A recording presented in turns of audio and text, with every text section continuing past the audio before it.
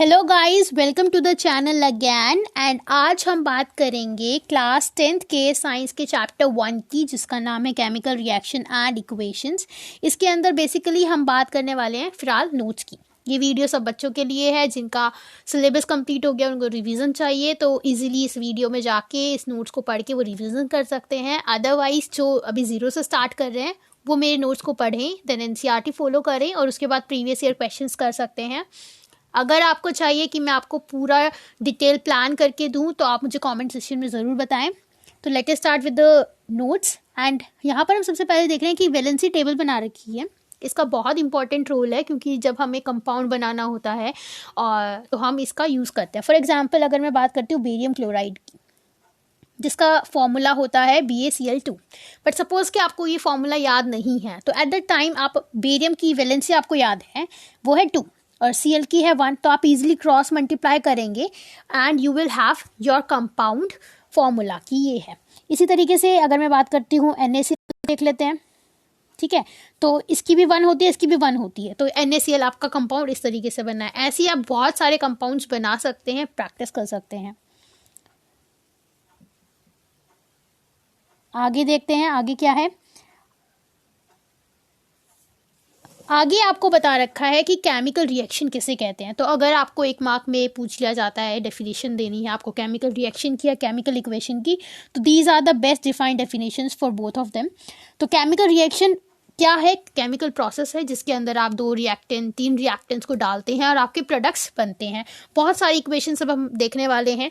और chemical equation क्या है? इसको रिप्रेजेंट करना, वो जो रिएक्शन हो रही है उसको किस तरीके से हम लिखते हैं, किस तरीके से हम जताते हैं, एक्सप्रेस करते हैं, उसे केमिकल इक्वेशन के रूप में करते हैं।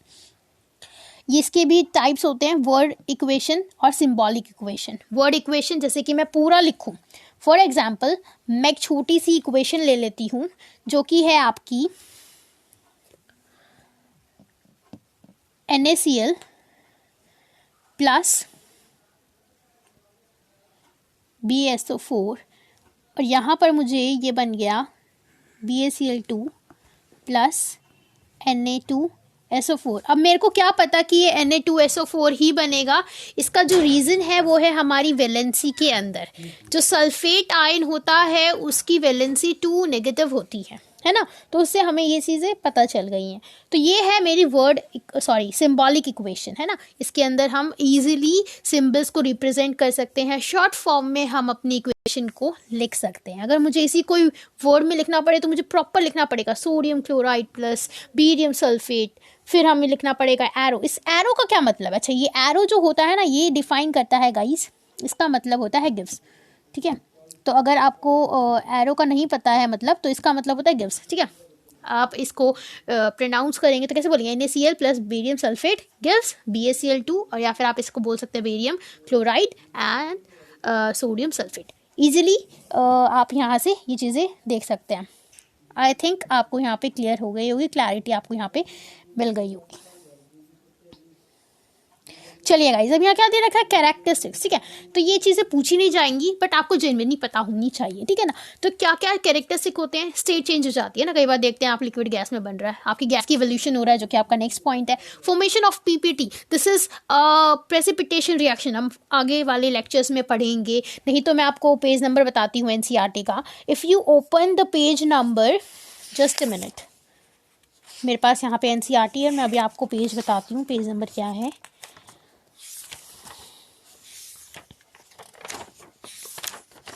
Yes, page number 11। Page number 11 पे जब आप डबल डिस्प्लेसमेंट रिएक्शन पढ़ रहे हैं, उसके नीचे जो एक्टिविटी के नीचे दे रखा है, आपको लिखा हुआ है any reaction that produces a precipitate can be called a precipitation reaction. और इसके अंदर आपको यही वाली जो रिएक्शन है sodium sulphate plus barium chloride वाली आपको दे रखी है रिएक्शन, ठीक है, जिसके अंदर बेरियम सल्फेट जो कि बहुत ही पॉपुलर वेल नोन प्रेसिपिटेट है।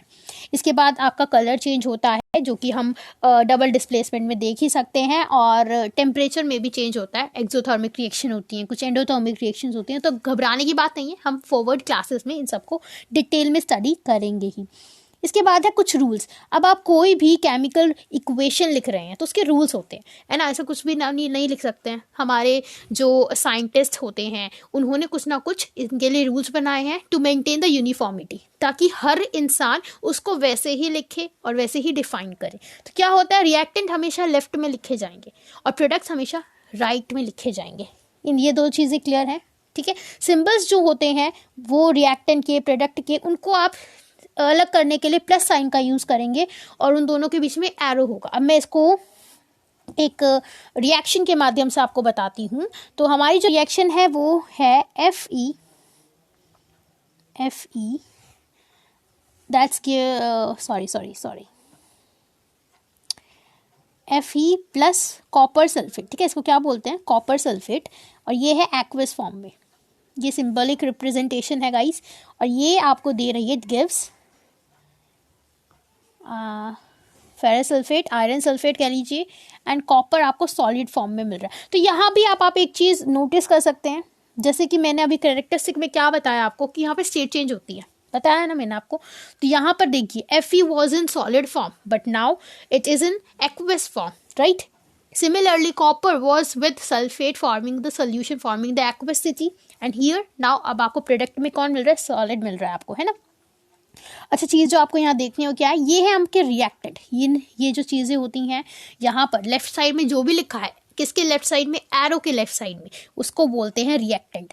और जहाँ यहाँ पर जो मैं आपका ब्लू बॉक्स में डाल रही हूँ, ये हो गए आपके product, separated by arrow.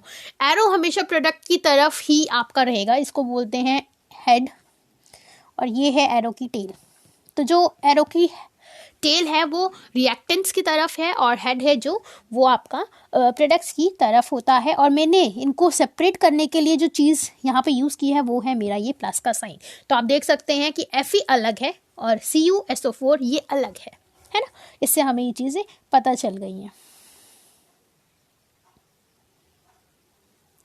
Next, information given by a chemical equation. अब ये केमिकल इक्वेशन हमें क्या क्या बताती है ना। आप किसी भी एक केमिकल इक्वेशन को देखकर क्या क्या चीज़ें पता कर सकते हो। देखिए, साइंस जो एक सब्जेक्ट है उसमें आपको प्रॉपर ये पता होना चाहिए कि ये क्या होता है। एनालाइजिंग पार्ट जो होता है ना वो आपको आना चाहिए, और वो कैसे आएगा, वो प्रैक्टिस से आएगा। कॉन्सेप्ट क्लियर होंगे तो वो अपने आप आ जाएगा, डरने की बिल्कुल बात नहीं है।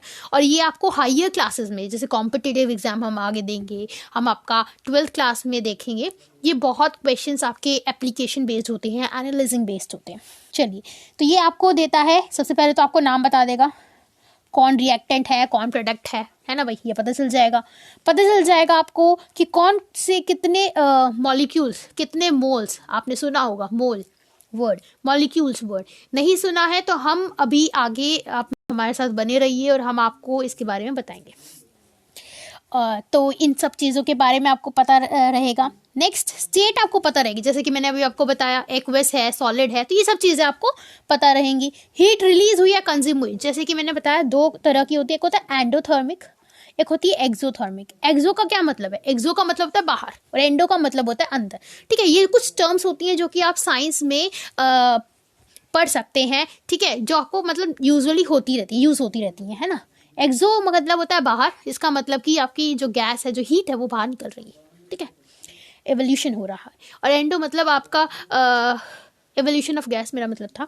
एंडो का मतलब हीट आ रही है, हीट को आप यूज़ कर रहे हैं, ठीक है।